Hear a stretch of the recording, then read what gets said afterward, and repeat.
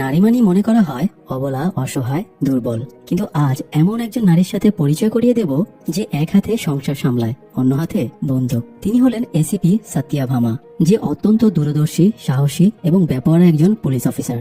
সে একটা নারী নির্যাতনের কেসে জড়িয়ে পড়ে, কিন্তু অচিরেই নারী নির্যাতনের কেসটা মার্ডার কেসে পরিণত হয়। সেই কেসের তদন্ত করতে গিয়ে বেরিয়ে আসে একের পর এক সত্য। বাড়তে থাকে রহস্যের জট। সত্যভামা কি সব রহস্যের জট খুলে কেস সলভ করতে পারবে? আসুন দেখে আসি শেষ পর্যন্ত কি ঘটে। এসিপি সত্যভামা তার টিম নিয়ে ট্রেনে একটা স্ট্রিং অপারেশন করছিল। তারা একটা সাইবার স্মাগলার গ্রুপকে ধরার চেষ্টা করছিল, যারা পাবলিক প্লেস থেকে মেয়েদের ভিডিও করে নিত। তারপরে ভিডিওতে এডিটিং করে মেয়েদের নোট বানিয়ে টাকা দাবি করত। টাকা না দিলে ভিডিওগুলো ভাইরাল করে দেওয়ার হুমকি দিত। সত্যভামা সুন্দরভাবে সাধারণ মেয়ে সেজে ট্রেনে ঘুমানোর নাটক করছিল। এই সময় সেই গ্রুপের একজন সত্যভামার ভিডিও করে নেয়। সত্যভামার চোখ খুলে তাকাতেই সে পালানোর চেষ্টা করে। সত্যভামাও তাকে পালানোর সুযোগ করে দেয়। তার টার্গেট ছিল পুরো গ্রুপকে হাতে নাতে ধরা। একটু পরে গ্রুপ মেম্বারটা ভিডিও নিয়ে তাদের মেইন আখড়াতে যায়। তখনই তাদের ফলো করে সত্যভামা পুলিশ টিম নিয়ে তাদের হাতে নাতে ধরে ফেলে। এরপরে প্রেস কনফারেন্সে এসে সত্যভামা সাইবার ক্রিমিনালগুলোর মুখোশ উন্মোচন করে এবং সব সাধারণ মেয়েকে শি সেফ অ্যাপের সাথে পরিচয় করিয়ে দেয়। এই অ্যাপটা পুলিশের নতুন একটা সার্ভিস, যেখানে বিপদে আক্রান্ত কোনো মেয়ে ইনস্ট্যান্ট পুলিশি সাহায্য নিতে পারবে। সত্যভামার কাজে সকলে খুব প্রশংসা করে। অপারেশন শেষ করে রাতে সত্যভামা বিয়ের সাজে সেজে কমিউনিটি সেন্টারে যাচ্ছিল। আজকে তার প্রেমিক আমারের সাথে তার বিয়ে। কমিউনিটি সেন্টারে আত্মীয় স্বজনেরা অপেক্ষা করছিল, তাই আমার সত্যভামাকে ফোন দিয়ে জিজ্ঞেস করে তার আর পৌঁছাতে কতক্ষণ লাগবে। সত্যভামা জানায় কিছুক্ষণের মধ্যেই সে পৌঁছে যাবে। কিন্তু এই সময় সত্যভামার কাছে সিনিয়র অফিসার জোসেফের ফোন আসে। তিনি জানান নারী পাচারকারী চক্রের সদস্য ধরা পড়েছে, কিন্তু সে কিছুতেই মুখ খুলছে না। সত্যভামা যেন ব্যাপারটা দেখে। ইনস্ট্রাকশন পাওয়া মাত্রই সত্যভামা গাড়িটা ইউটার্ন নিয়ে আবার থানায় ফেরত যায়। আসামিকে মারতে মারতে পুলিশ ক্লান্ত হয়ে গেছে। এই সময় সত্যভামা সেলে ঢোকে। শাড়ি চুরি পরা সত্যভামাকে দেখে আসামি পাত্তা না দেওয়ার স্বরে বলে যতই মারা হোক সে কিছুতেই মুখ খুলবে না। কিন্তু সত্যভামা চুরি পরা হাতে কয়েকটি ঘুষি দিতেই আসামির হুঁশ উড়ে যায়। মারের চোটে সে সাক্ষ্য দিতে রাজি হয়ে যায়। ততক্ষণে সত্যভামার চুরি ভেঙে কয়েকটা হাতের মধ্যে ঢুকে গিয়েছে। হাত দিয়ে টপ টপ করে রক্ত পড়ছিল। একজন মহিলা কনস্টেবল সেটা দেখে বলে, ম্যাডাম, মারার আগে চুরিগুলো খুলে নিতেন। সত্যভামা কনস্টেবলের দিকে মুখ তুলে তাকায়। তারপরে আরেকটা পুলিশকে দেখিয়ে বলে, ও তো চুরিবাদী মেরেছিল, ও কি মুখ খোলাতে পেরেছে? সত্যভামার কথায় মহিলা কনস্টেবল হেসে ফেলে। নিজের ভেতরে এক অন্য ধরনের কনফিডেন্স খুঁজে পায়, আর পুলিশটা লজ্জায় নিজের মুখ নামিয়ে রাখে। যাই হোক, কাজ শেষ করে সত্যভামা চোখের কাজল ঠিক করে নিচ্ছিল। এবার সে বিয়ে করতে যাবে। কিন্তু বের হবার সময়ে একটা মেয়েকে দেখতে পায়, যে থানায় স্বামীর বিরুদ্ধে রিপোর্ট করতে এসেছিল। মেয়েটির নাম হাসিনা। সে তার ছোট ভাই ইকবাল এবং একজন ফ্যামিলি ফ্রেন্ড দিভিয়াকেও সাথে এনেছিল। সত্যভামা হাসিনাকে নিয়ে ভেতরে যায় এবং তাকে কি সমস্যা জিজ্ঞেস করে। হাসিনা জানায় সে একজন আইটি প্রফেশনাল আর তার স্বামী একজন ট্যাটু আর্টিস্ট। তারা প্রেম করে বিয়ে করেছিল। গত সপ্তাহে তার স্বামী একজন বাইরের মেয়েকে ঘরে নিয়ে আসে এবং তার সাথে ঘনিষ্ঠ হয়ে পড়ে। হাসিনা স্বামী ইয়েদুর এই কাজে প্রতিবাদ করলে ইয়েদু তাকে মেরে বাড়ি থেকে বের করে দেয়। ইয়েদু আজকেও সেই মেয়েকে বাড়িতে নিয়ে এসেছে। এটা নিয়ে দুজনের মাঝে আবারও ঝামেলা হয়। এ সময় হাসিনার ভাই ইকবাল বাধা দিতে গেলে ইয়েদু তাকেও মারে। মা মরে যাওয়ার পরে হাসিনা ইকবালকে কোলে পিঠে করে সন্তানের মতো মানুষ করেছে। তাকে ইয়েদু যতই মারুক সে সহ্য করে নেবে, কিন্তু ভাইয়ের হাতে হাত তোলাটা সে মানতে পারছে না। এজন্য হাসিনা সহ্য করতে না পেরে সত্যভামাকে অভিযোগ দিতে এসেছে। সব শুনে সত্যভামা কমপ্লেন রেজিস্টার করতে বলে, কিন্তু হাসিনা একটু ভয় পাচ্ছিল। সত্যভামা তাকে ভরসা দিয়ে বলে সে সব রকম ভাবে তাকে প্রোটেক্ট করবে। সত্যভামা হাসিনার ড্রেসটা একটু সরিয়ে দেখে, তার বুকে মারের মারাত্মক জখমের দাগ। এটা দেখে সত্যভামা খুব রেগে যায়। সে তখনই হাসিনার ফোন থেকে ইয়েদুকে ফোন করে এবং সাবধান করে দেয় সে যেন হাসিনাকে আর বিরক্ত না করে। এরপরে সত্যভামা বাইরে এসে হাসিনার ভাই ইকবাল এবং সাথে আসা অন্য মেয়েটিকেও ভরসা দেয় সে সবসময় তাদের পাশে থাকবে, তারা যেন নির্ভয়ে থাকে। সত্যভামা হাসিনাকে তার ফোন নম্বরও দেয় এবং কোনো সমস্যা হলে ফোন দিতে বলে। যাই হোক, ঝামেলা সামলে সত্যভামা যতক্ষণে কমিউনিটি সেন্টারে পৌঁছে ততক্ষণে অনেক রাত হয়ে যাওয়ায় সব আত্মীয়রাই চলে গিয়েছে। আত্মীয়বিহীন শুধুমাত্র দুই পক্ষের বাবা মায়ের উপস্থিতিতে সাদামাটা ভাবে সত্যভামার বিয়ে সম্পন্ন হয়। এরপরে যখন তারা রোমান্স করতে যাবে এই সময় আবার সত্যভামার কাছে হাসিনার ফোন আসে। হাসিনা জানায় ইয়েদু তাদের বাড়িতে এসেছে এবং দরজা ধাক্কাচ্ছে। সত্যভামা হাসিনাকে বলে দরজা ভালো মতো আটকে রাখতে, সে শীঘ্রই তার বাড়িতে পৌঁছাবে। বাসর ঘর রেখে সত্যভামা আবারও নিজের ডিউটিতে বেরিয়ে পড়ে। রাস্তায় পুরোটা সময় সত্যভামা হাসিনার সাথে ফোনে কানেক্ট রাখে। এর মধ্যে আবার দরজা ভেঙে ইয়েদু ভেতরে ঢুকে পড়ে এবং হাসিনাকে টর্চার করতে শুরু করে। সত্যভামা যখন হাসিনার বাড়িতে পৌঁছায় তখন উঠানে ইয়েদু হাসিনার গলায় ছুরি ধরেছিল। সত্যভামার টর্চার আলো তাদের উপর পড়তেই ইয়েদু হাসিনার গলাটা কেটে দেয়। সাতিয়াভামা যদিও ইয়েদুর উপরে গুলি চালায় এবং একটা গুলি তার বুকে লাগে, তবু ইয়েদু সেখান থেকে পালিয়ে যায়। সাতিয়াভামা রাগে রিভলভারের সবগুলো ম্যাগাজিন খালি করে ফেলে, তবু ইয়েদুকে আটকাতে পারে না। সে হাসিনার কাছে ফিরে এসে দেখে হাসিনা ততক্ষণে প্রায় মৃত্যুর কোলে ঢলে পড়েছে। তার হাসিনার হাতের দিকে নজর যায়। ইয়েদু হাসিনার হাত চিরে লিখে রেখেছে, আই ডেয়ার ইউ। হাসিনা তখনও বেঁচে ছিল, তাই তাকে হাসপাতালে নেওয়ার জন্য সাতিয়াভামা গাড়িতে তোলে। এই সময় মরে যাওয়ার আগে হাসিনা সাতিয়াভামাকে লাস্ট রিকোয়েস্ট করে তার ভাইকে দেখে রাখার জন্য। হাসিনার মৃত্যুতে তার ভাই ইকবাল খুবই ভেঙে পড়ে। ইকবালের সাতিয়াভামার উপরে প্রচন্ড আক্রোশের সৃষ্টি হয়, কারণ সাতিয়াভামা যদি জোর করে হাসিনাকে দিয়ে কমপ্লেন রেজিস্টার না করাতো তাহলে হাসিনা আজও বেঁচে থাকতো।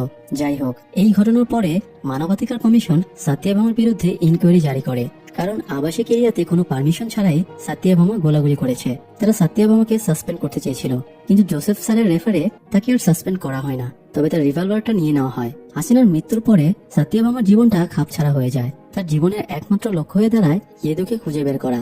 এই ঘটনাটা সাতিয়াভামার ব্যক্তিগত লাইফেও প্রভাব ফেলে। সে আর আমার বাচ্চা নিতে চাইছিল, কিন্তু স্ট্রেস আর ব্যর্থতার ডিপ্রেশনে সাতিয়াভামা কনসিভও করতে পারছিল না।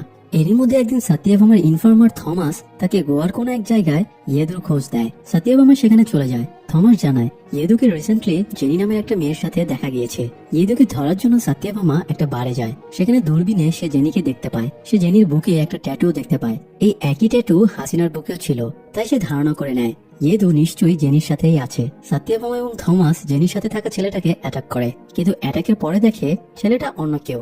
জেনি বলে ইয়েদু একটা বজ্জাত, সে তার সাথেও চিট করেছে, তাই ইয়েদুর সাথে তার আর কোনো সম্পর্ক নেই। ও কোথায় আছে জেনি সেটাও জানে না। অতঃপর সাতিয়াভামা আবারও হতাশ হয়ে ফিরে আসে। সাতিয়াভামার লাইফ আরো বেশি ফ্রাস্ট্রেটেড হয়ে পড়তো যদি না তাকে সাপোর্ট দেওয়ার জন্য আমার থাকতো। আমার সাতিয়াভামার ভালো খারাপ সবসময়ই ধৈর্য ধরে তাকে সাপোর্ট দিয়ে পাশে থাকতো। বাড়ি ফিরে সাতিয়াভামা আমারের সাথে কথা বলছিল, তখন হাসিনার বাবা তাকে ফোন করে বলে ইকবাল গতকাল থেকে মিসিং। সাতিয়াভামা দ্রুত ইকবালের এরিয়ার থানায় যায় এবং ইকবালের বাবার সাথে কথা বলে। এই সময় ডিসিপি এসে সাতিয়াভামাকে বলে এই মিসিং কেস তার থানার আন্ডারে, তাই সাতিয়াভামা যেন এই কেসে মাথা না ঘামায়। কিন্তু সাতিয়াভামা তো হাসিনাকে কথা দিয়েছিল সে ইকবালের খেয়াল রাখবে, তাই সে ব্যক্তিগতভাবে কেসটা নিয়ে ইনভেস্টিগেশন শুরু করে। ইকবালকে লাস্ট দেখা গিয়েছিল একটা ক্যাফেতে। সাতিয়াভামা কন্ট্রোল রুম থেকে সেই ক্যাফের সিসিটিভি ফুটেজ চেক করে। সেখানে ইকবালকে ক্যাফেতে ঢুকতে দেখা যায়, কিন্তু বের হতে দেখা যায় না। তারা খেয়াল করে দেখে সিসিটিভি ফুটেজের কিছু অংশকে ডিফেক্ট করে দেওয়া হয়েছে। সাতিয়াভামা বুঝতে পারে তাদের পুলিশ ডিপার্টমেন্টেরই কেউ এই কাজ করেছে। তারা এবার আশেপাশের প্রতিবেশীর সিসি ফুটেজ চেক করে এবং একটা গাড়িকে তারা টার্গেট করে। গাড়ির নম্বর ট্র্যাক করে জানা যায় এটা মিনিস্টার রমাকান্তের ভাগনা ঋষির গাড়ি। সাতিয়াভামার হঠাৎ খেয়াল হয় ঋষিকে সে থানাতেও দেখেছিল। তাছাড়া ইকবাল মেডিকেল স্টুডেন্ট ছিল, তো তার মেডিকেলের একটা প্রোগ্রামেও তার ঋষির সাথে ঝামেলা হয়েছিল। এই জন্য ঋষি সাতিয়াভামার সাসপেক্ট লিস্টে চলে আসে। সাতিয়াভামা ঋষির সাথে দেখা করার জন্য তার বাড়িতে যায়, কিন্তু তার মিনিস্টার মামা সাতিয়াভামাকে ঋষির সাথে দেখা করতে দেয় না। মিনিস্টার ডিসিপি আনন্দ রায়ের নামে হুমকি দিয়ে সাতিয়াভামাকে চলে যেতে বলে। কনস্টেবল সাতিয়াভামাকে জানায় মিনিস্টার রমাকান্ত রেড্ডি আর ডিসিপি আনন্দ রাও দুজনে খুব ক্লোজ ফ্রেন্ড। এটা শুনে সাতিয়াভামা ধারণা করে ইকবাল কেসের সাথে ঋষি সরাসরি জড়িত, আর ঋষিকে আড়াল করতে এই দুজনে সাপোর্ট দিচ্ছে। রাতে সাতিয়াভামা ইকবালদের বাড়িতে যায়। ইকবালদের ফ্যামিলি ফ্রেন্ড এবং ইকবালের ক্লাসমেট দিবিয়া ইকবালের বাবাকে ইনসুলিন দিয়ে দিচ্ছিল। সাতিয়াভামা দিবিয়ার সাথে ইকবালের ব্যাপারে কথা বলে, কারণ দিবিয়া আর ইকবাল খুব ক্লোজ ছিল। তাদের নিজেদের মধ্যে সব কথা শেয়ার হতো।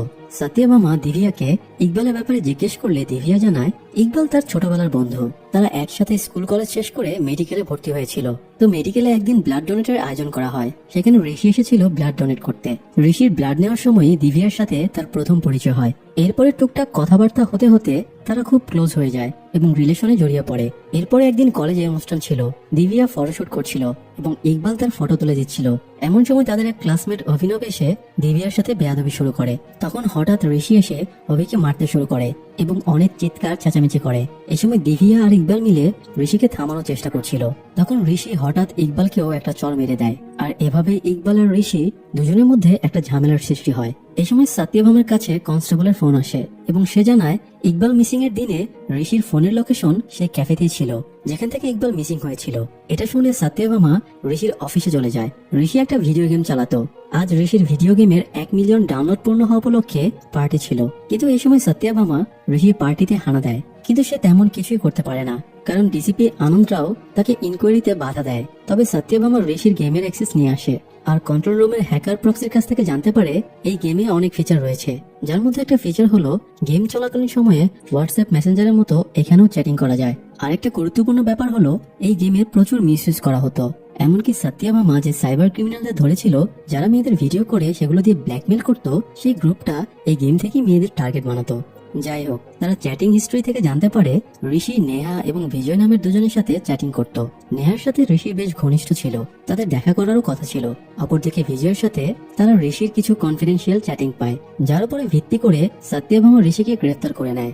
যদিও মিনিস্টার এবং ডিসিপি সত্যভামাকে বাধা দেওয়ার চেষ্টা করে, কিন্তু জোসেফ স্যার ডিসিপিকে ফোন দিয়ে বলে এখন থেকে কেসটা সত্যভামা লিড করবে, তাই তারা আর কিছু করতে পারে না। বুড়োতে নিয়ে গিয়ে সত্যভামা ঋষিকে জিজ্ঞাসাবাদ শুরু করে। ঋষি জানায় নেহার সাথে তার গেমেই পরিচয়। নেহার সাথে তার জানুয়ারি 1 উইকে দেখা করার কথা ছিল, কিন্তু তার সাথে দেখা হওয়ার আগে এন্টি টেরোরিস্ট ইউনিটের এসিপি বিজয় তার সাথে যোগাযোগ করে। বিজয় জানায় নেহা একজন টেরোরিস্ট গ্রুপের সদস্য, তারা জানুয়ারির প্রথম সপ্তাহে একটা টেরোরিস্ট অ্যাটাকের প্ল্যান করছে। ঋষি প্রথমে বিজয়ের কথা বিশ্বাস করে না, তাই সে ডিসিপি আনন্দ রায়ের সাথে দেখা করতে যায়, কিন্তু আনন্দ রায়ের সাথে সে কথা বলার সুযোগ পায় না। তবে সে পুলিশের মিটিং শুনতে পায়। ঋষি জানতে পারে জানুয়ারিতে টেরোরিস্ট অ্যাটাকের সম্ভাবনা রয়েছে, আর এই অ্যাটাকটা করা হবে তারই মামা মিনিস্টার রমাকান্ত রেড্ডির জনসভাতে। এটা শুনে ঋষি ধারণা করে নেহা এই জন্যই তাকে ফাঁসিয়েছে। ঋষি এই জন্য আবারও এসিপি বিজয়ের সাথে যোগাযোগ করে। বিজয় ঋষিকে বলে নেহার যত চ্যাট হিস্টোরি আছে সব যেন তাকে দেয়। ঋষি বাড়ি ফিরে নেহার চ্যাট হিস্টোরি ঘেটে জানতে পারে নেহা সত্যিই একজন টেরোরিস্ট, আর সে নেহার চ্যাট থেকে আখতার নামের কারোর সাথে দেখা করার কথা জানতে পারে। তাই আখতারকে জানার জন্য ঋষি একটা জায়গায় যায়। এখানে গিয়ে আশ্চর্যজনক ভাবে ঋষি ইকবালকে দেখতে পায়। কেউ একজন ইকবালকে একটা চিঠি দেয়। ইকবাল চিঠিটা পড়ার পরে ছিঁড়ে একটা ডাস্টবিনে ফেলে দেয়। তারপরে ঋষি গিয়ে চিঠির ছেঁড়া অংশগুলো জোড়া দিয়ে জানতে পারে এটা টেরোরিস্ট অ্যাটাকের ব্যাপারেই একটা প্ল্যানিং। ঋষি এটা জেনে হতভম্ব হয়ে যায় যে ইকবালও একজন টেরোরিস্ট। ঋষি আবারও এসিপি বিজয়ের সাথে যোগাযোগ করে। এসিপি বিজয় ঋষিকে প্রলোভন দেখায় ঋষি যদি তার মামাকে টেরোরিস্ট অ্যাটাক থেকে বাঁচাতে চায় তাহলে যেন ইকবালকে কিডন্যাপ করে।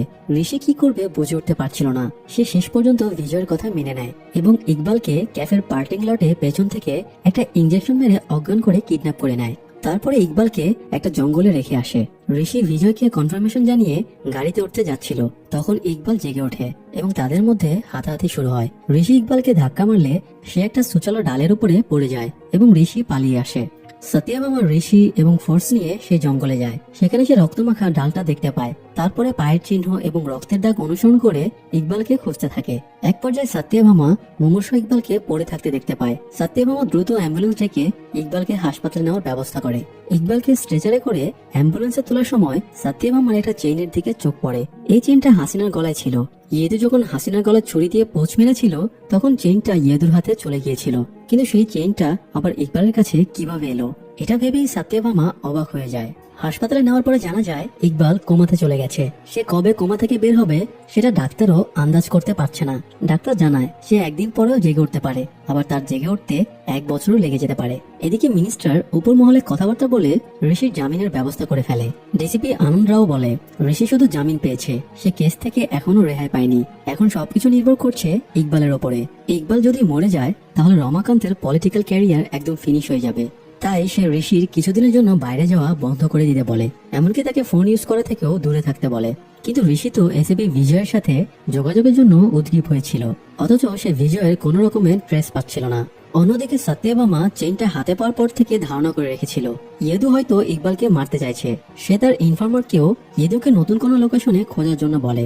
আর সত্যভামা বাড়িতে বসে ইয়েদু, ঋষি, নেহা, এসিপি বিজয় সবার কানেকশন খুঁজতে ব্যস্ত হয়ে পড়ে। দুশ্চিন্তায় সত্যভামার ঘুম একদম উড়ে গিয়েছিল। সে কোনো কিছুতেই স্বস্তি পাচ্ছিল না। এরকম সময়েও তার স্বামী আমার তার পাশে এসে দাঁড়ায়। আমার সত্যভামাকে ভরসা এবং কনফিডেন্স দিয়ে বলে সে নিশ্চয়ই এই কেসের সমাধান করতে পারবে। স্বামীর কাছে ভরসা পেয়ে সত্যভামা ঘুমানোর জন্য প্রস্তুতি নিচ্ছিল। এই সময় তার কাছে ফোন আসে এবং জানানো হয় ঋষি মিসিং। সত্যভামা দ্রুত ঋষির বাড়ি গিয়ে দেখে সে বাথরুমের জানলা দিয়ে পালিয়েছে। এদিকে আবার আরেক চক্রান্ত শুরু হয়ে যায়। সত্যভামাকে এই কেস থেকে সরানোর জন্য সবার আগে জোসেফ স্যারকে টার্গেট করা হয়। জোসেফ স্যারকে সময়ের পূর্বেই অবসরে পাঠানোর ব্যবস্থা করা হয় এবং আনুষ্ঠানিকভাবে বিদায় সংবর্ধনার আয়োজনও করা হয়, কারণ জোসেফ স্যারের সাপোর্টে সত্যভামা নিশ্চিন্তে ইনভেস্টিগেশন করতে পারছিল। জোসেফ স্যার সত্যভামাকে বলে ওনার অবসরের পরে হয়তো সত্যভামাকে ট্রান্সফার করা হবে আর ইকবালকে টেরোরিস্ট ট্যাগ লাগিয়ে এই কেসটা ক্লোজ করে দেওয়া হবে। জোসেফ স্যারের ফাইনাল অবসরের আর মাত্র 3 দিন বাকি আছে। তাই সত্যভামা যা কিছু করার তা যেন সে এই 3 দিনের মধ্যেই করে। সত্যভামা সব ইউনিট নিয়ে এই কেসের ইন্টারোগেশনে বসে। তারা জানতে পারে গেমের মাধ্যমে নেহা এবং এসএপি বিজয় পরিচয়ে যে দুজন ঋষির সাথে যোগাযোগ করেছিল তাদের দুজনের প্রোফাইলই ফেক। না বিজয় নামে কোনো এসএপি আছে, না নেহা নামে কোনো টেররিস্ট আছে। তাই ঋষিকে জাস্ট ম্যানিপুলেট করতেই এই দুটো ফেক প্রোফাইল ইউজ করা হয়েছিল। তাই তাদের কাছে একমাত্র লিড হিসেবে থাকে আক্তারের নাম। আক্তার পুলিশের লিস্টে একজন কুখ্যাত আতঙ্কবাদী। সে ইয়াং ছেলেপুলোকে ব্রেন ওয়াশ করে টেররিস্ট বানিয়ে তোলে, কিন্তু তার বিরুদ্ধে অ্যাকশন নেওয়ার মতো স্ট্রং কোনো প্রমাণ নেই। তাছাড়া সে যে এরিয়াতে থাকে সেখান থেকে তাকে ধরে আনার ক্ষমতাও কারো নেই। কিন্তু সত্যভামা সেখানে যাওয়ার সিদ্ধান্ত নেয়। সত্যভামা বোরকা পরে কলগার্ল সেজে আক্তারের ঘরে যায় এবং সেখানে তাকে মেরে তক্তা বানিয়ে দেয়। আক্তারের ঘর থেকে সত্যভামা অনেকগুলো নতুন টেররিস্টের বায়োডাটা দেখতে পায়। আপাতত সত্যভামার জন্য এগুলোই যথেষ্ট ছিল। সে আক্তারকে মেরে কোনো ক্লু না রেখে বা নিজের চেহারা না দেখিয়ে আবার ফিরে আসে।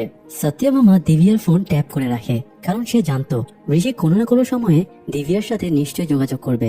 একসময় ঋষি ঠিকই দিব্যাকে ফোন করে, আর তখনই সত্যভামা ঋষির লোকেশনে পুলিশ পাঠিয়ে দেয়। তবে সে ঋষিকে আবারও পালানোর সুযোগ করে দেয়, কারণ তার ধারণা ঋষি এবার পালিয়ে দিব্যার কাছেই যাবে। শেষ পর্যন্ত ঋষি দিব্যার কাছেই যায়। দিব্যা ঋষির গল্পকে আর বিশ্বাস করতে পারছিল না। তখন ঋষি জানায় নেহা বিজয়ের অস্তিত্ব যদি নাও থেকে থাকে, তবুও একজন লোকের সাথে তার বাস্তবে দেখা হয়েছিল।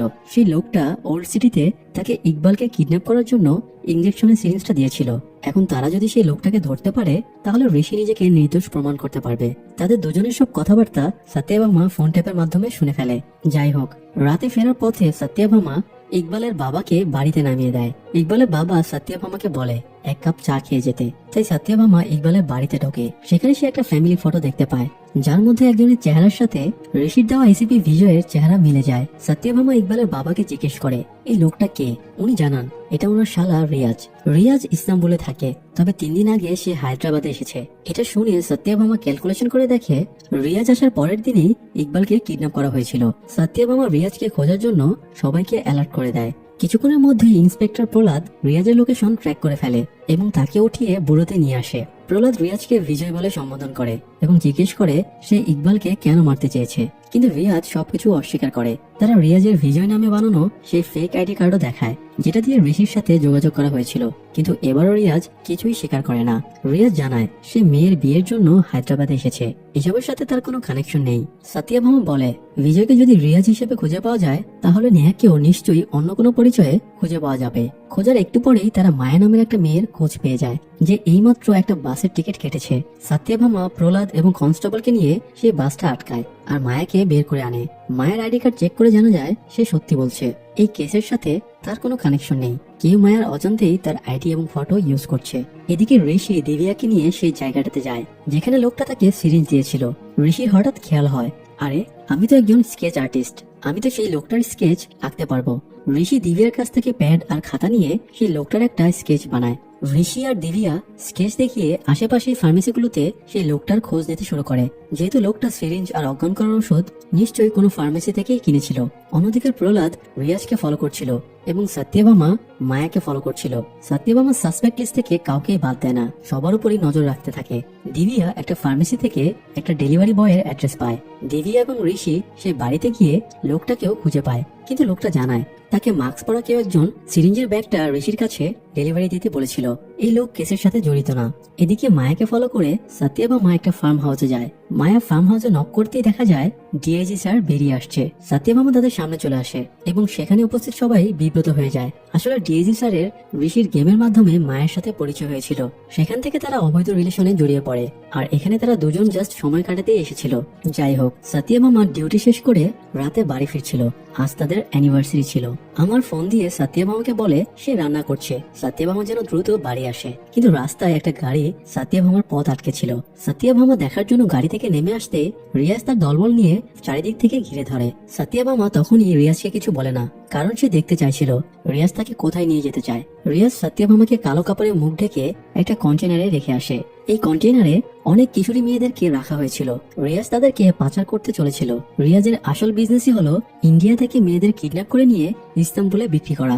যাই হোক, সত্যভামা একটা ওড়না দিয়ে কৌশলে কন্টেনারের দরজা খুলে ফেলে, কিন্তু দেখা যায় তাদের আরো দুটো কন্টেনারের উপরে রাখা হয়েছে। সত্যভামা সব মেয়েদের ওড়না দিয়ে রশি বানিয়ে কন্টেনার থেকে নিচে নেমে আসে, মেয়েদেরকেও নামিয়ে আনে। কিন্তু এই সময় রিয়াজের লোকেরা তাকে ঘিরে ধরে। সত্যভামা তাদের সাথে ফাইট শুরু করে, কিন্তু ফাইটের এক পর্যায়ে সে ক্লান্ত হয়ে যায়। রিয়াজ ও তার লোকেরা সাতিয়াভামাকে ধরাশয়ী করে ফেলে, কিন্তু ততক্ষণে একটা মেয়ে বুদ্ধি করে সাতিয়াভামার মোবাইল থেকে সিসেফ অ্যাপ ইউজ করে পুলিশকে অ্যালার্ট করে দিয়েছিল। তাই তখনই পুলিশের ফোর্স চলে আসে এবং পুরো গ্যাংকে গ্রেফতার করে। রিয়াজকে জিজ্ঞাসাবাদ করা হয় সে ইকবালকে কেন মারতে চাইছিল। রিয়াজ জানায় সে নারী পাচারের সাথে জড়িত ঠিকই, কিন্তু ইকবালের সাথে তার কোনো লেনাদেনা নেই। সাতিয়াভামা বুঝতে পারে রিয়াজ সত্যি বলছে, তাই ইকবালের ব্যাপারে আর কিছু জিজ্ঞেস করে না। সাতিয়াভামা যখন বাড়ি ফিরে তাকে অসহায়, ক্লান্ত, বিধ্বস্ত দেখাচ্ছিল। রিয়াজের গ্যাংয়ের কাছে মার খেয়ে না, বরং এই কেসটা হেরে যাওয়ার বেদনায়। আমার সাতিয়াভামাকে জিজ্ঞেস করে তোমার কি হয়েছে। সাতিয়াভামা কাঁদতে কাঁদতে বলে জোসেফ স্যারের অবসরে যাওয়ার আগে আজকের দিনটাই বাকি ছিল। এই কেস থেকে সাতিয়াভামাকেও সরিয়ে দেওয়া হয়েছে, তাই সে হতাশ হয়ে পড়েছিল। এবার আমার একটু বিরক্ত হয়ে যায়। কেসের চক্করে সাতিয়াভামার নিজের এই অবস্থা, তাদের সংসারের অবস্থাও তাইরে নাইরে। বিয়ের পরে গত 1 বছরে আমার সাতিয়াভামার মুখে হাসিনার কেস ছাড়া আর কোনো কথাই শুনেনি। আমার সাতিয়াভামাকে জিজ্ঞেস করে এই কেস নিয়ে সে এত বেশি কনসাস কেন। সাতিয়াভামা কাঁদতে কাঁদতে বলে মৃত্যুর সময়ে হাসিনা প্রেগনেন্ট ছিল। ইয়েদু শয়তানটা প্রেগনেন্ট অবস্থায় হাসিনাকে টর্চার করে হত্যা করেছে। এত নৃশংস কাজের পরেও সে ইয়েদুকে শাস্তি না দিয়ে কিভাবে শান্তিতে থাকতে পারে। সাতিয়াভামার কথা শুনে আমারও শকড হয়ে যায়। সে দ্রুত গিয়ে সাতিয়াভামাকে সামলানোর চেষ্টা করে। পরের দিন সাতিয়াভামা তার জিনিসপত্র প্যাক করে হায়দ্রাবাদ থানায় ট্রান্সফার হয়ে যায়, কিন্তু সে কোনো কিছুতেই স্বস্তি পাচ্ছিল না। চোখ বুঝলে হাসিনার মৃতদেহ তার সামনে ভেসে উঠছিল। একদিন সাতিয়াভামা মন খারাপ করে বারান্দায় দাঁড়িয়েছিল। তাকে এক কনস্টেবল অভিনব নামের সেই ছেলেটার ফটো পাঠায়, যে কলেজে দিভিয়াকে বিরক্ত করেছিল এবং ঋষির সাথে হাতাহাতি হয়েছিল। আজই কোনো একটা বিরল রোগে আক্রান্ত হয়ে এখন হাসপাতালে ভর্তি আছে। তার কন্ডিশন খুবই খারাপ। সাতিয়াভামা আবির ফটোগুলো দেখছিল। এ সময় আমার তাকে ডাক দেয়। সাতিয়াভামার এই অবস্থা দেখে আমারও তাকে হেল্প করার চেষ্টা করছিল। আমার ঋষির গেমে হওয়া নেহা এবং বিজয় দুজনে চ্যাটিং চেক করছিল। হঠাৎ সে একটা ইন্টারেস্টিং জিনিস খেয়াল করে। সে সাতিয়াভামাকে ডেকে দেখায় বিজয় আর নেহা দুজন তো আলাদা মানুষ, কিন্তু দুজনেই লেখার ধরন একই রকম।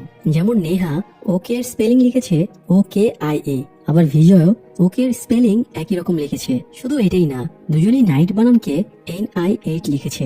তাই এটা তো নিশ্চিতভাবে বলা যায় এরা দুজনে আলাদা মানুষ না, বরং একই ব্যক্তি। কোন একজন মানুষ এই দুজনে ফেক আইডি দিয়ে ঋষিকে ম্যানিপুলেট করেছিল।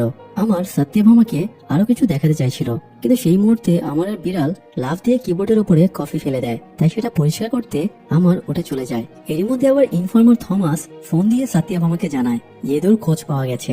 সাতিয়াভামা তখনই বের হয়ে থমাসের সাথে দেখা করে। হাসিনার মৃত্যুর দিনে আবাসিক এলাকায় গোলাগুলি করায় সাতিয়াভামার সার্ভিস রিভলভার মানবাধিকার কমিশন কেড়ে নিয়েছিল। সে এখনো কোনো সার্ভিস রিভলভার পায়নি, তাই থমাসের কাছ থেকে সে একটা বেনামি গান নেয়। তারপরে থমাস তাকে একটা বাড়িতে নিয়ে যায়। ইয়েদু এখানে একজন মহিলার সাথে সংসার করছিল। তারা দুজনে ঘরের ভেতরে গান নিয়ে খুব সেফের সাথে ঢোকে, কিন্তু ঢুকে তারা যা দেখে তাতে তারা হতভম্ব হয়ে যায়। সেই শুয়োরের মতো শক্তিশালী ইয়েদুর এই কি অবস্থা হয়েছে। ইয়েদুর মাথায় চুল নেই, শরীরের হাড়গুলো জীর্ণ হয়ে গেছে, শরীর শুকিয়ে চামচিকা হয়ে গেছে, এমনকি সে বাকশক্তিও হারিয়ে ফেলেছে। ইয়েদু এখানে শেখর পরিচয় ছিল। থমাস বলে এ হয়তো ইয়েদু না, অন্য কেউ, কিন্তু সাতিয়াভামা আইডেন্টিফাই করে এটা ইয়েদু। এমনকি তার বুকে 1 বছর আগে সাতিয়াভামার গুলি করা বুলেটের সেই চিহ্নটা রয়েছে। সাতিয়াভামার তখন আভির কথা মনে পড়ে। আভিও ঠিক ইয়েদুর মতো একই রোগে আক্রান্ত।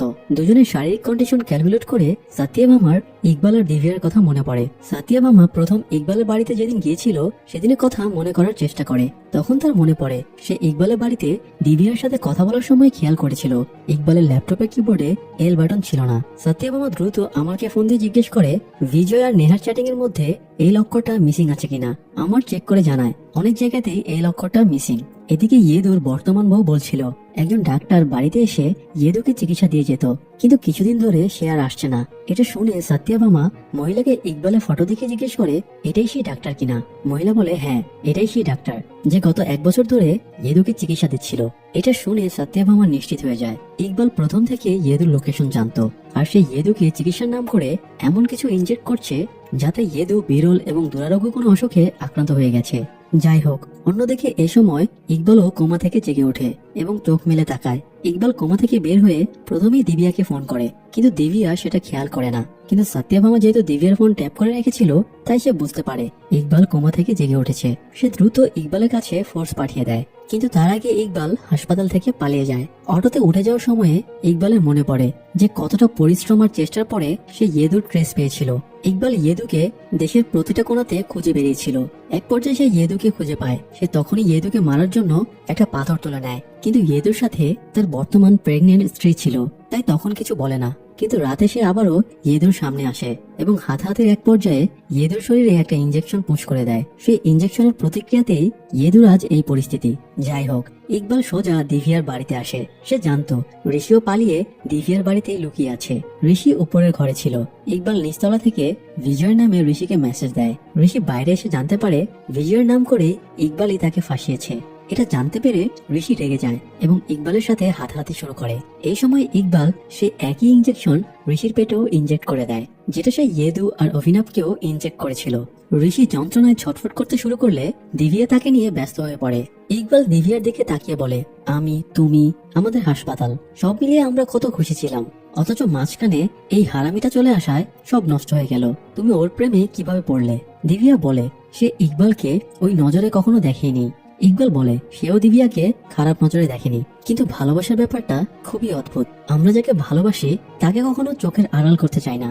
ইকবালও বোন মরে যাওয়ার পরে দিভিয়াকে চোখের আড়াল করতে চায়নি। সে দিভিয়ার মাঝে নিজের দুনিয়া খুঁজে নিয়েছিল, কিন্তু দিভিয়া ঋষির সাথে রিলেশনে জড়িয়ে পড়লে সে ভয় পেয়েছিল তার বোনের সাথে যেটা হয়েছে সেটা হয়তো দিভিয়ার সাথেও একদিন ঘটবে। তাই সে ঋষিকে নেহা এবং বিজয় সেজে ফাঁসিয়ে দিয়ে দিভিয়ার জীবন থেকে সরিয়ে দিতে চেয়েছিল, কিন্তু তার প্ল্যান ব্যর্থ হয়ে যায়। তাই ইকবাল আজ ঋষিকে সরিয়ে দেওয়ার সিদ্ধান্ত নেয়। ইকবাল ঋষিকে ইঞ্জেকশনের দ্বিতীয় ডোজ দিতে যাচ্ছিল, তখনই সেখানে সাথিয়াভামা চলে আসে। সাথিয়াভামা কথা দিয়ে ইকবালকে ম্যানিপুলেট করতে চাইছিল, তাই সে তাকে ছোট বলে ডাকে। এতে ইকবাল রেগে যায় এবং বলে তাকে ছোট বলে না ডাকতে, কারণ হাসিনা তাকে এই নামে ডাকতো। সাথিয়াভামা বলে সে ইকবালের ব্যাপারে সবকিছু জেনে গিয়েছে।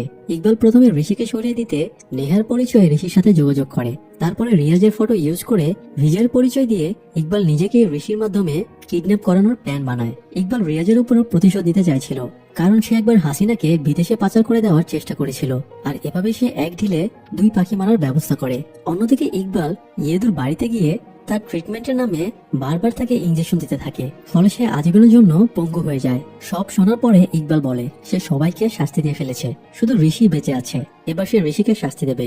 এই সময় সাথিয়াভামা গান বের করে ইকবালকে টার্গেট করে বলে, তুমি শুধু তোমার বোনের মৃতদেহটা দেখেছো, কিন্তু আমি তার মৃত্যুর সময়ে গর্ভের বাচ্চাকে বাঁচাতে না পারা আর্তনাদ নিজ চোখে দেখেছি। তোমার চেয়ে আমার কষ্ট মোটেও কম না। বোন মৃত্যুর সময়ে গর্ভবতী ছিল। এটা শুনে ইকবালও শকড হয়ে যায়। সে ঋষির কাছ থেকে ইঞ্জেকশন সরিয়ে নেয় এবং তার বোনের সাথে কাটানো সব স্মৃতিগুলো মনে পড়তে থাকে। ইকবাল প্রচন্ড ইমোশনাল হয়ে পড়ে। এই সময় পুলিশ এসে ইকবালকে গ্রেপ্তার করে নেয়। বাইরে গিয়ে সাথিয়াভামা হাসিনা সেই চেইনটা ইকবালকে দিতে চায়, কিন্তু ইকবাল সেটা না নিয়ে বলে এটা সঠিক হাতেই আছে। ইকবালকে সংশোধন হবার একটা সুযোগ দিয়ে সাথিয়াভামা চলে আসে। এরপরে কেটে যায় কয়েক মাস। এক উইমেন্স ডে প্রোগ্রামে আমার সাথিয়াভামাকে নিয়ে লেখা বইয়ের সেম কাহিনী সবাইকে শোনায়। সবাই সাথিয়াভামার গল্পটা শুনে মুগ্ধ হয়ে যায়। গল্প শেষে আমার সাথিয়াভামাকে ফোন করে। সাথিয়াভামা অবশেষে প্রেগনেন্ট হতে পেরেছে। সাথিয়াভামা প্রোগ্রামে আসছিল, কিন্তু একটা ইম্পর্টেন্ট কেস চলে আসায় এই প্রেগনেন্ট অবস্থাতেও সাথিয়াভামা আবারও ইউটার্ন নিয়ে চলে যায়, কারণ সাথিয়াভামাকে কোনো কিছুই তার দায়িত্ব থেকে আটকাতে পারে না। দর্শক, আশা করি সাথিয়াভামার গল্পটি আপনাদের ভালো লেগেছে। এরকম আরো গল্প পেতে আমাদের পাশেই থাকুন। ধন্যবাদ।